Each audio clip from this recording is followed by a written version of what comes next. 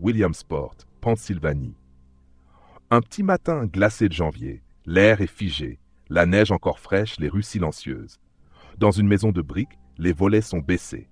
Et pourtant, derrière l'une des fenêtres de la cuisine, tout vient de basculer. Une silhouette gîte au sol. Une femme, âgée de 47 ans, a été abattue d'une seule balle, tirée à travers la vitre. La scène est brutale, presque irréelle. Aucune effraction, aucune lutte. Seulement le silence après le fracas. Qui pouvait vouloir la mort de Myriam Illes? Et pourquoi de cette façon à travers une fenêtre, comme si le tueur voulait rester invisible, insaisissable? C'est ici que commence une histoire où se mêlent haine conjugale, manipulation, argent et un crime presque parfait.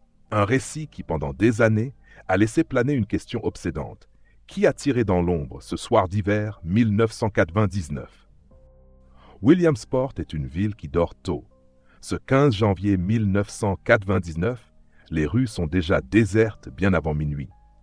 La neige tombée la veille forme une couche encore intacte sur les trottoirs. Les lampadaires diffusent une lumière jaunâtre qui se reflète sur le sol glacé.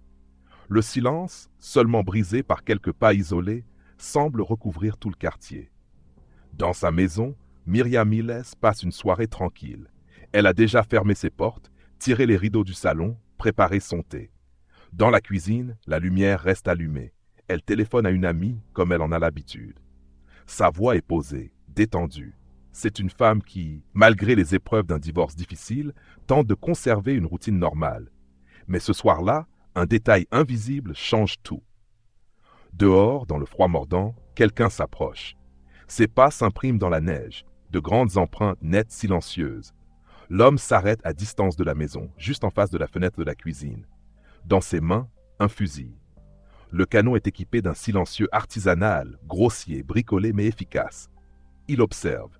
Derrière la vitre, la silhouette de Myriam est bien visible, découpée par la lumière jaune de la cuisine. Elle bouge à peine, un téléphone collé à l'oreille. Il ajuste la lunette, inspire, retient son souffle. Puis vient le claquement, sec, précis. La balle traverse la vitre sans éclat spectaculaire, pénètre droit dans la poitrine de Myriam, transperce son cœur. Elle s'effondre aussitôt, le combiné glissant de sa main. L'amie au bout du fil croit d'abord à une coupure brutale de la ligne. Elle rappelle en vain. Personne ne décroche. Le lendemain matin, les voisins remarquent quelque chose d'inhabituel. Myriam, qui devait assurer son service de catéchisme, n'est pas venue. Elle n'a prévenu personne, ce qui ne lui ressemble pas. L'inquiétude monte. Deux voisins décident alors de se rendre chez elle. Ils frappent à la porte d'entrée. Rien. Ils contournent la maison, scrutent par la fenêtre de la cuisine. Et là, l'horreur se révèle. Le corps de Myriam est au sol, immobile. Une large tache sombre s'étend sous elle. L'image est figée, comme si le temps s'était arrêté dans cette pièce trop calme. La police est immédiatement appelée. Lorsque les secours forcent la porte, tout est verrouillé de l'intérieur. Aucune effraction, aucun signe de lutte.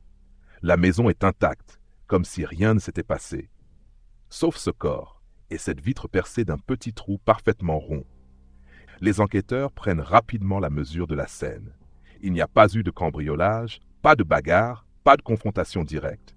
L'agresseur n'est jamais entré dans la maison. Il a choisi une méthode inhabituelle, tirer de l'extérieur, rester invisible, disparaître aussitôt. Autour de la maison, dans la neige, les premiers indices apparaissent. Des empreintes de pas, immenses. Les marques s'enfoncent dans la poudreuse, contournent la maison, puis s'éloignent vers la rue. Et là, un autre détail intrigue. Une cigarette écrasée, encore visible malgré la neige. Posée juste à l'endroit où le tireur a probablement attendu. La police la ramasse, peut-être un ADN, peut-être une première piste. Mais ce qui glace le plus les enquêteurs, c'est l'objet abandonné à quelques mètres de là. Un tube métallique grossier, visiblement conçu à la main, un silencieux artisanal. Le genre d'objet qu'on ne trouve pas par hasard. Quelqu'un l'a fabriqué. Quelqu'un a pris le temps, la patience de construire l'outil d'un meurtre. À ce stade, une certitude s'impose déjà aux policiers. Ce crime n'est pas un accident, ni un geste impulsif. C'est une exécution planifiée. La balle est entrée par la vitre, a traversé la pièce et a frappé Myriam en plein cœur. D'un seul tir. Comme si le tueur connaissait sa position exacte. Comme s'il l'avait observée. Mais alors, Qui pouvait vouloir la mort de cette femme sans histoire? Et surtout, qui, dans cette ville tranquille, avait l'audace et le sang-froid d'exécuter un meurtre de cette manière? La scène a quelque chose d'irréel. Myriam est étendue sur le sol carrelé, son téléphone sans fil à quelques centimètres de sa main, comme si la conversation interrompue avait laissé suspendue une dernière parole. Le médecin légiste, arrivé peu après, confirme rapidement ce que les policiers soupçonnaient. La mort a été immédiate.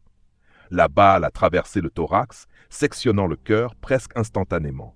Aucun cri, aucun appel à l'aide, seulement le choc d'un corps tombant au sol. Les inspecteurs notent immédiatement un détail.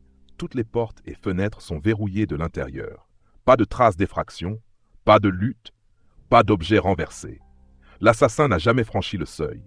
Il a frappé de l'extérieur, puis s'est volatilisé dans la nuit. Très vite, un élément crucial vient resserrer la chronologie. Les enquêteurs interrogent l'amie que Myriam appelait ce soir-là. Elle raconte, d'une voix encore tremblante, ce moment étrange. Nous parlions comme d'habitude, puis d'un coup, plus rien. J'ai cru à une coupure de ligne. J'ai rappelé, mais personne n'a répondu. Les relevés téléphoniques confirment ces dires. L'heure exacte de l'interruption, 10h37. À la minute près, la police connaît donc l'instant où le tir a été effectué. Cette précision change tout. En fixant un créneau si étroit, les enquêteurs pourront comparer les alibis, les déplacements et peut-être piéger le coupable. Dans la rue, les habitants observent de loin le balai des gyrophares. Les rumeurs se propagent vite. Myriam a été tuée. Personne n'y croit vraiment. Myriam Hill n'était pas une femme à problème. Elle enseignait le catéchisme, participait à la vie de la communauté, elle avait des amis proches, un cercle social stable. Alors pourquoi elle? Pourquoi de cette manière? Certains murmurent déjà un nom à voix basse. Celui de son ex-mari, Richard Hills. Le couple était en instance de divorce et les disputes, parfois publiques, avaient marqué les esprits. Mais personne n'ose encore l'accuser. Pas officiellement. Le chef de la police locale réunit ses hommes. Le tueur a attendu dehors, dans le froid, peut-être plusieurs minutes. Il a choisi la fenêtre de la cuisine, probablement parce qu'il savait que Myriam avait l'habitude de s'y tenir le soir. Il n'a tiré qu'une seule fois, avec une précision chirurgicale. Puis il est parti, abandonnant derrière lui quelques traces. Des pas, une cigarette, un silencieux. Tout cela dénote une préparation. Pas un cambriolage qui tourne mal, pas une vengeance impulsive, un meurtre pensé, calculé. Et dans l'esprit des enquêteurs, une question obsédante s'installe. Qui connaissait assez Myriam pour prévoir ses habitudes, frapper ainsi, puis disparaître sans laisser de témoins? La maison est désormais un champ d'investigation. Les techniciens en combinaison blanche quadrillent chaque pièce. Les flashs des appareils photo découpent les murs de la cuisine, immortalisant chaque détail. Le combiné téléphonique au sol, le gobelet de thé encore posé sur la table, la vitre transpercée. Même les policiers les plus aguerris ressentent ce froid particulier que laissent certains meurtres prémédités. Ce n'est pas une scène de violence chaotique, mais une mise à mort méthodique, un tir unique, précis, dans les heures qui suivent. La police locale demande l'appui de la Pennsylvania State Police. Une affaire aussi inhabituelle ne peut être traitée à la légère. Rapidement, des enquêteurs chevronnés arrivent sur place. Le chef d'équipe, un homme d'expérience, observe longuement la cuisine. Il se tourne vers ses collègues. Ce n'est pas un cambriolage. Ce n'est pas une attaque au hasard. Celui qui a tiré connaissait la victime. Il savait où viser, quand viser. À l'extérieur, on dresse un plan précis des empreintes laissées dans la neige. Les pas font le tour de la maison, s'arrêtent net devant la fenêtre, puis repartent en ligne droite vers la rue. Pas de signe d'hésitation, pas de va-et-vient. Tout est net, direct. Le silencieux artisanal est envoyé au laboratoire. On y recherche des empreintes, des fibres, des traces d'ADN. La cigarette, elle aussi, sera analysée. Mais tout le monde le sait. Ces résultats prendront du temps. Le lendemain, l'autopsie confirme ce que l'examen de la scène laissait déjà supposer. Myriam Hills est morte d'une hémorragie massive provoquée par une balle de calibre 22. La trajectoire est droite, propre, sans angle. Le tir a été réalisé à une distance d'environ 20 mètres. Un détail intrigue particulièrement le médecin légiste, la précision du tir. La balle a traversé directement le cœur, provoquant une mort instantanée. Peu de tireurs amateurs peuvent atteindre une cible si réduite, à travers une vitre, de nuit, en un seul coup. Cela signifie que le meurtrier possédait une certaine habileté avec une arme à feu. Peut-être un chasseur expérimenté, peut-être un militaire, ou quelqu'un d'assez déterminé pour s'entraîner longtemps avant de frapper. Le soir même, les enquêteurs commencent les entretiens avec l'entourage de Myriam. Ses voisins, ses amis, ses collègues. Très vite, un nom revient, encore et encore. Richard Hills, son ex-mari. Tout le monde sait que leur divorce était houleux. Les disputes n'étaient pas seulement privées. Parfois, elles éclataient en public. Les gens se souviennent des éclats de voix, des regards noirs. Plus troublant encore, on apprend que la cour avait fixé à Richard une pension astronomique, 13 000 $ par mois, à verser à Myriam. Une somme énorme, même pour un chirurgien réputé. Un fardeau financier qui pouvait se transformer en mobile. Mais Richard nie toute implication. Interrogé, il se dit effondré par la nouvelle. Pourtant, son comportement surprend certains policiers. Trop froid, trop distant, pas le choc ni les larmes d'un mari endeuillé. Un meurtre signé à mesure que les éléments s'accumulent, un constat s'impose aux enquêteurs. Ce meurtre n'est pas l'œuvre d'un inconnu de passage. Il est signé. Le calibre 22, discret, couramment utilisé pour les exécutions planifiées. Le silencieux artisanal, fabriqué à la main. L'approche dans la neige, sans hésitation. Le tir unique, en plein cœur. L'heure exacte, connue grâce à l'appel interrompu, 10h37. Tout cela dessine le portrait d'un homme méthodique, intelligent, calculateur. Quelqu'un qui voulait éliminer Myriam sans laisser de traces directes. Et déjà, dans le rapport préliminaire, une phrase attire l'attention. La nature du crime laisse penser à une planification personnelle, motivée par des raisons intimes. L'ex-mari, Richard Hills, doit être considéré comme personne d'intérêt prioritaire. À Williamsport, la nouvelle se répand comme une traînée de poudre. On parle de l'affaire dans chaque café, chaque bureau, chaque église. Myriam était connue, respectée. Son assassinat choque une communauté entière. Mais très vite, les regards se tournent vers Richard. Les murmures s'amplifient. Et si c'était lui? Pour certains, il n'y a pas de doute. Seul un homme aussi proche pouvait prévoir où serait Myriam ce soir-là, et tirer avec une telle précision. L'affaire ne fait que commencer, mais déjà, une tension palpable s'installe. Un chirurgien brillant, respecté, pourrait-il vraiment être le tueur tapi dans la nuit? Avant d'être un dossier judiciaire, un nom dans un rapport de police, Myriam Ann Zombie Hills était une femme, une mère, une amie, une présence familière dans les rues de Williamsport.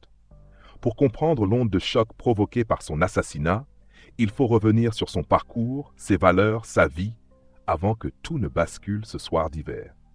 À la fin des années 70, elle rencontre un jeune homme ambitieux, Richard Hill. Lui est l'exact opposé de Myriam. Brillant, sûr de lui, il termine ses études de médecine et rêve d'une carrière prestigieuse.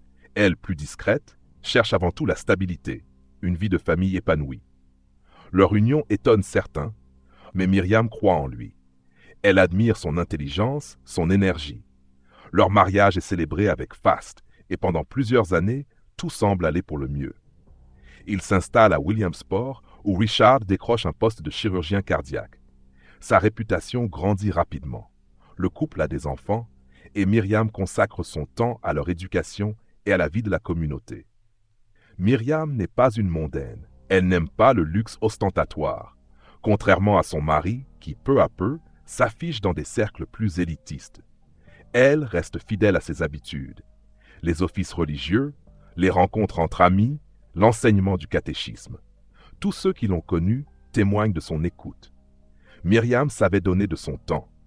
Elle passait des heures avec les enfants de la paroisse, organisait des activités, apportait son soutien à ceux qui en avaient besoin. Dans une petite ville comme Williamsport, où tout le monde se connaît, ce genre d'implication la rend vite incontournable. C'est peut-être pour cette raison que son assassinat choque tant, représentait une figure de bienveillance. La dernière personne que l'on pourrait imaginer dans le viseur d'un tueur. Mais derrière cette image de femme généreuse se cache une réalité plus difficile. Car à mesure que la carrière de Richard Hills prospère, leur mariage se fissure. Les disputes deviennent fréquentes, parfois violentes. Myriam encaisse. Elle garde la tête haute en public, mais ses proches remarquent qu'elle perd de sa vitalité. Certains évoquent une femme prisonnière d'une relation déséquilibrée, un mari dominant, colérique, obsédé par son statut social, et une épouse qui tente de maintenir une façade d'harmonie. Lorsque la séparation devient inévitable, Myriam affronte la situation avec courage. Elle demande le divorce, malgré la réputation de son mari, malgré le risque de scandale dans une petite ville où les rumeurs circulent vite. En 1998, le divorce est prononcé. La justice impose à Richard Hills une pension colossale, 13 000 $ par mois. Une somme qui assure à Myriam une sécurité financière, mais qui attise la colère de Richard. Pour Myriam, c'est une bouffée d'air. Elle peut désormais envisager une nouvelle vie, loin des humiliations passées. Elle recommence à sourire, à s'impliquer davantage dans les activités religieuses. Elle se reconstruit. Mais ce soulagement est fragile, car autour d'elle, certains sentent que Richard n'a pas dit son dernier mot, qu'il rumine sa rancune, qu'il n'accepte pas de perdre cette femme qu'il considère encore comme sienne. À l'extérieur, Richard continue de jouer le rôle du chirurgien respecté. Mais dans l'intimité, ses failles se creusent. Ses collègues remarquent qu'il devient plus nerveux, plus distrait. Certains se demandent même s'il ne sombre pas dans une forme de paranoïa. Un collègue dira plus tard, « C'était un homme qui vivait pour contrôler. » Mais quand il a compris qu'il ne contrôlait plus sa femme, quelque chose s'est brisé en lui. Après la séparation, Richard ne cesse de ressasser. Ses amis racontent qu'il parlait sans arrêt de Myriam, de l'argent qu'il devait lui verser, de la trahison qu'il ressentait. Il se victimise, se décrit comme un homme dépouillé, humilié. Mais derrière ces plaintes, certains perçoivent une noirceur plus grande, comme s'il préparait quelque chose, comme si dans son esprit la perte de Myriam n'était pas seulement un échec personnel, mais une offense à effacer. Le 15 janvier 1999, Williamsport s'endort sous une nuit glaciale. La neige tombée quelques jours plus tôt craque sous les pas et un vent sec balaie les rues désertes. Dans sa maison de la banlieue résidentielle, Myriam Hills termine sa journée. Vers 10 heures du soir, Myriam est dans sa cuisine. Une pièce simple, chaleureuse, éclairée par une lumière jaunâtre. Les rideaux ne sont pas complètement fermés, laissant entrevoir sa silhouette de l'extérieur. Elle parle au téléphone avec une amie. La conversation est banale, amicale. Elle rit, se confie, raconte quelques anecdotes. Rien ne laisse deviner que la tragédie est déjà en marche. À quelques mètres de là, dissimulé dans l'obscurité, quelqu'un observe la maison. On imagine la respiration contenue, les yeux fixés sur cette silhouette familière derrière la vitre. Une arme est tenue fermement, prête. Pas de lutte, pas d'effraction. Un plan froid, précis, calculé. Le tireur attend le moment propice. Puis, soudain, une détonation sèche perce le silence de la nuit. La balle traverse la fenêtre, atteint Myriam en pleine poitrine. Elle s'effondre. La conversation téléphonique s'interrompt brutalement. À l'autre bout du fil, son ami appelle son nom sans réponse. Elle pense d'abord à un problème technique, mais un malaise l'envahit. Ce silence n'a rien de normal. Dans la maison, tout est figé. Pas de cri, pas d'alerte. Le crime a été commis en une fraction de seconde. Ce n'est que plus tard dans la nuit que les voisins, inquiets de voir les lumières encore allumées, s'approchent de la maison. Ils frappent à la porte. Rien.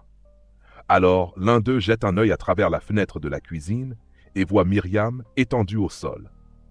La police est immédiatement prévenue. En quelques minutes, des voitures patrouillent en cercle la maison. Les gyrophares bleus balayent la rue silencieuse. Les voisins stupéfaits sortent de chez eux émitouflés dans leurs manteaux. Williamsport vient de basculer dans l'horreur. Au matin du 16 janvier 1999, la petite ville de Williamsport se réveille avec une nouvelle qui glace le sang. Dans ce coin tranquille de Pennsylvanie, où les drames se résument d'ordinaire à quelques accidents de la route ou à des querelles de voisinage, l'annonce tombe comme un coup de tonnerre. Myriam Hills a été retrouvée assassinée chez elle. La police a bouclé les alentours, les véhicules officiels encombrent la rue et les habitants se pressent derrière les rubans jaunes, abasourdis. Dans une ville où chacun connaît le prénom de son voisin, une telle violence paraît inconcevable. Mais déjà, une évidence s'impose aux enquêteurs. Ce n'est pas un cambriolage qui a mal tourné. Rien n'a été volé. La maison est intacte. La seule trace visible est cette vitre brisée par une balle et derrière, le corps d'une femme atteinte en plein cœur. Les premiers constats dressés par les policiers sont sans appel. Le tir a été précis, réfléchi. Celui qui a appuyé sur la gâchette savait exactement ce qu'il faisait. Il connaissait la disposition de la maison, savait que Myriam se trouverait à cet endroit, à cette heure-là, éclairée dans sa cuisine. Tout cela ne peut pas être le fruit du hasard. Dans les heures qui suivent, les enquêteurs interrogent le voisinage. Les témoignages sont unanimes. Myriam était une femme douce, pieuse, aimée de tous. Personne n'imagine qu'elle ait pu se faire un ennemi capable d'un tel acte. Pourtant, certains voisins évoquent les disputes récentes, les éclats de voix parfois entendus. Tout le monde sait que son divorce a été compliqué. Beaucoup soupçonnent que son ex-mari, Richard S., n'a jamais accepté la séparation. Très vite, les regards se tournent vers lui. Et il faut dire que Richard ne fait rien pour écarter les soupçons. Lorsque la police l'informe de la mort de Myriam, son attitude étonne. Pas de choc, pas de colère, pas de larmes. Il se montre froid, presque détaché, comme s'il avait anticipé la nouvelle. Pour les enquêteurs, cette réaction sonne comme un signal d'alarme. Ils le convoquent rapidement pour un entretien. Richard explique qu'il était chez lui au moment du drame. Seul, sans témoin pour confirmer ses dires. Un alibi fragile qui ne tient que sur sa parole. Et à mesure que les policiers lui posent des questions, son ton devient défensif, comme s'il se sentait déjà accusé. L'opinion publique, elle, ne tarde pas à se forger. Beaucoup se souviennent de son caractère autoritaire, de ses colères en public. Certains rapportent les confidences de Myriam qui avait dit craindre pour sa sécurité. « Si un jour il m'arrive quelque chose, vous saurez qui en est responsable », aurait-elle soufflé à une amie. Peu à peu, tout converge dans une même direction. Le mobile? Clair. L'argent, la rancune, l'humiliation du divorce. Le profil? Un homme capable de planifier, méthodique, obsédé par son ex-femme. L'occasion? Une soirée ordinaire morte dans une maison dont il connaissait chaque recoin. En quelques jours, l'étau commence à se refermer. Aux yeux des enquêteurs, Richard Hill n'est plus seulement un mari divorcé en colère. Il devient le suspect numéro 1 du meurtre de Myriam Hills.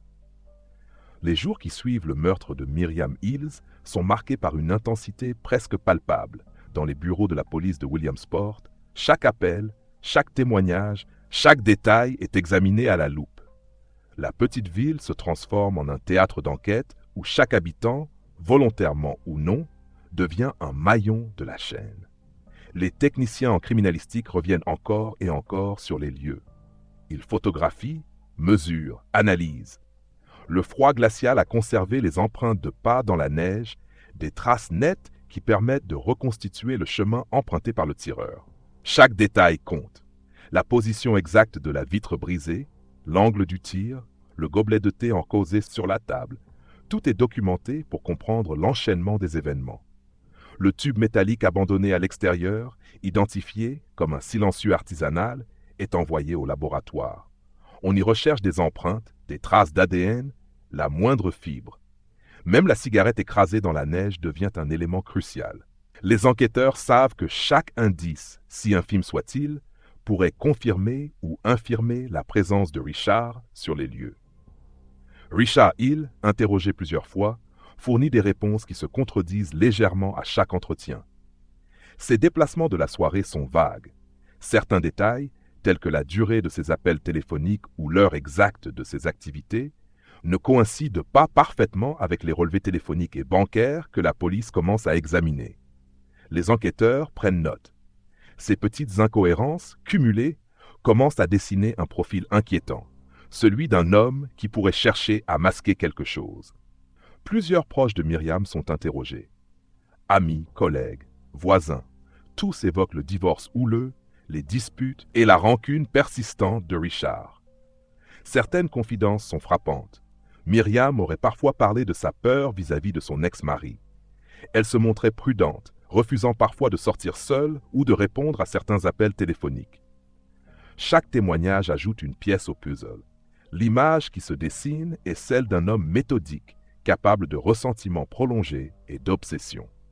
Un homme qui connaissait parfaitement les habitudes de Myriam et pourrait avoir planifié son meurtre avec minutie.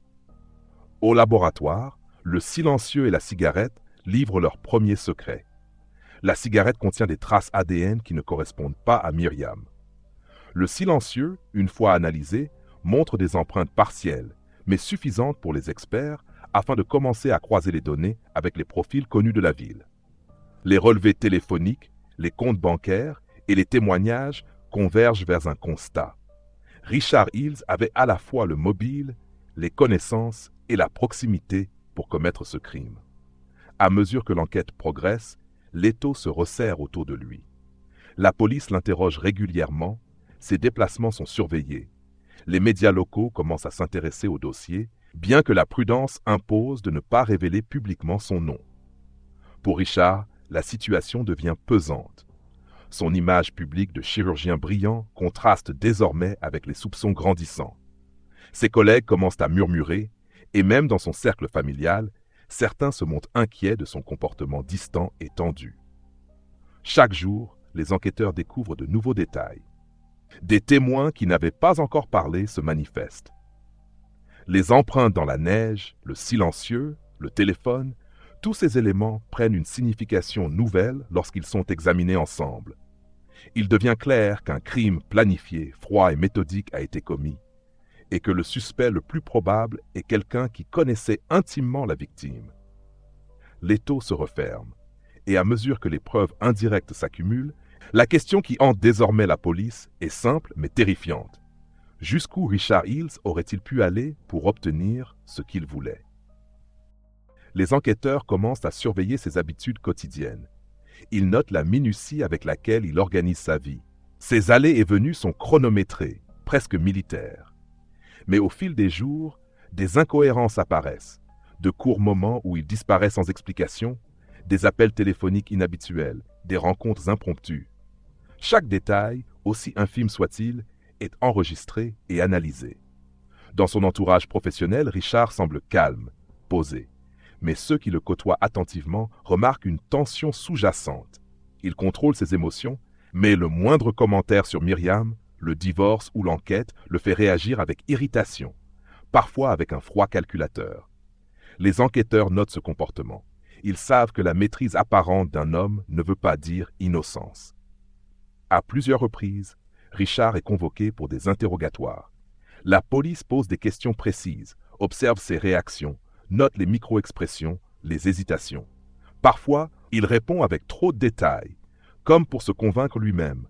Parfois, il minimise, feignant l'indifférence. Chaque nuance devient un élément du profil psychologique que dressent les enquêteurs. Les experts en comportement criminel commencent à dégager des tendances inquiétantes. Un homme qui ressent l'injustice de manière obsessionnelle, qui ne supporte pas la perte de contrôle et dont la rancune peut le pousser à des actions extrêmes. Myriam, avec sa routine stable et son insouciance apparente, aurait représenté pour lui une cible parfaite, quelqu'un dont il connaissait chaque mouvement. Pour comprendre comment le crime a pu être commis, les enquêteurs reconstruisent mentalement la soirée du 15 janvier. Ils imaginent le tireur, le froid, la position de Myriam dans la cuisine, le tir précis. Tout correspond à une personne méthodique, préparée, patiente, et surtout quelqu'un qui savait exactement ce qu'il faisait. Cette reconstitution renforce la conviction des policiers. Ce n'est pas un acte impulsif. Le tueur a observé, planifié, étudié les habitudes de la victime. Et dans ce cercle restreint de personnes connaissant parfaitement Myriam, Richard Hills reste le suspect le plus plausible. La police joue également sur la psychologie pour faire réagir Richard. Les témoins, les preuves indirectes, les incohérences de ses alibis, tout est organisé pour le mettre dans un état d'inquiétude constante. Même s'il ne sait pas encore que certains éléments, comme le silencieux ou la cigarette, pourraient l'incriminer, il sent un étau invisible se resserrer. Ses proches rapportent qu'il devient irritable, nerveux, parfois paranoïaque. Il commence à se méfier de son entourage, craignant que ses moindres gestes soient surveillés. La police sait qu'un homme dans cet état finit souvent par se trahir. À mesure que les semaines passent, l'enquête sur le meurtre de Myriam Hills prend de la consistance. La traque psychologique menée sur Richard Hills commence à produire des résultats tangibles. Chaque indice, chaque petit détail recueilli sur le terrain commence à s'imbriquer pour former un tableau inquiétant. Chaque preuve matérielle, chaque témoignage et chaque observation psychologique est consignée. La police sait que pour obtenir une arrestation et une inculpation solide, il faudra présenter un dossier irréfutable. L'accumulation de preuves indirectes commence à créer un filet autour de Richard, suffisamment serré pour le placer dans la catégorie des suspects prioritaires. À mesure que les preuves s'accumulent, la pression sur Richard augmente. Son entourage remarque des changements, irritabilité, surveillance accrue de ses propres déplacements et parfois des éclats de colère qui semblent disproportionnés. L'étau, invisible mais implacable, se resserre progressivement autour de lui. Chaque élément, qu'il soit matériel ou psychologique, rapproche la police d'une confrontation inévitable. L'arrestation devient une question de temps et de stratégie plutôt qu'une simple surprise. Les enquêteurs savent que Richard est méthodique et intelligent. Le piège doit être parfait. Chaque mouvement est calculé, chaque intervention planifiée pour éviter une fuite ou une réaction imprévisible. Des équipes sont mobilisées, des protocoles stricts sont établis. Il ne s'agit plus d'observer, mais d'agir au moment précis où la preuve de culpabilité devient incontournable.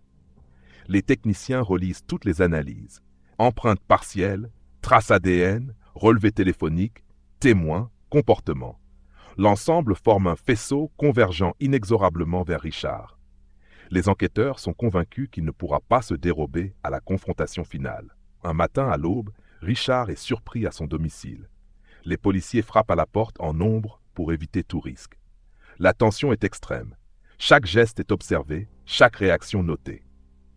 Lorsqu'il ouvre la porte, le visage fermé, les enquêteurs sentent la froideur habituelle, mais aussi une légère tension, presque imperceptible.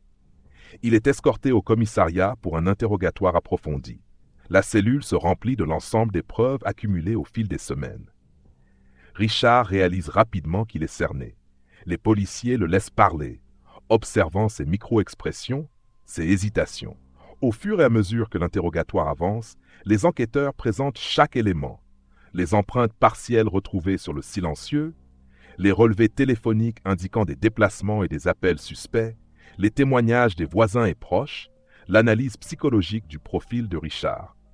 Chaque preuve s'ajoute à la suivante, formant un récit incontestable. L'homme que l'on voyait si sûr de lui commence à montrer des signes d'inquiétude. Sa respiration se fait plus rapide, ses mains se crispent.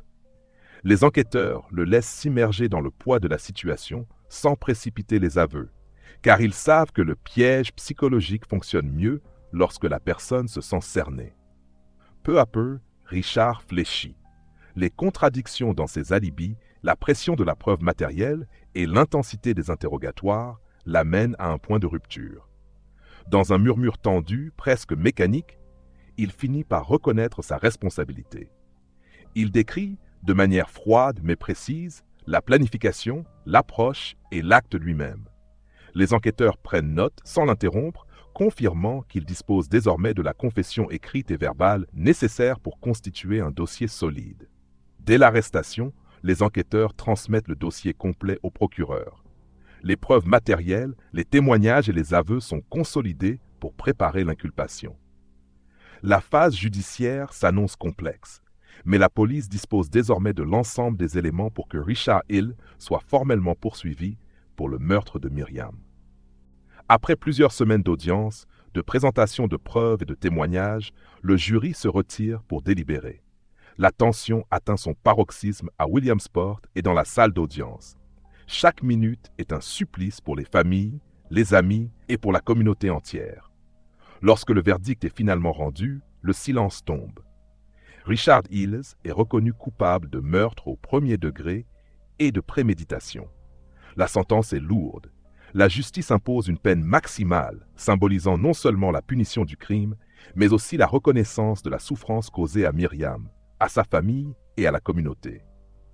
La ville respire enfin un peu. Pour les proches de Myriam, la culpabilité de Richard offre une forme de clôture, un apaisement après des mois de peur et de tension. Mais le souvenir de Myriam reste vivace. Sa vie, ses gestes, sa générosité, tout ce qu'elle représentait dans la communauté, continue de marquer ceux qui l'ont connue. Le procès devient un exemple pour la ville. La lumière peut être jetée sur les secrets les mieux cachés, et même les hommes les plus respectés peuvent être confrontés à leurs actes lorsqu'ils franchissent les limites du crime.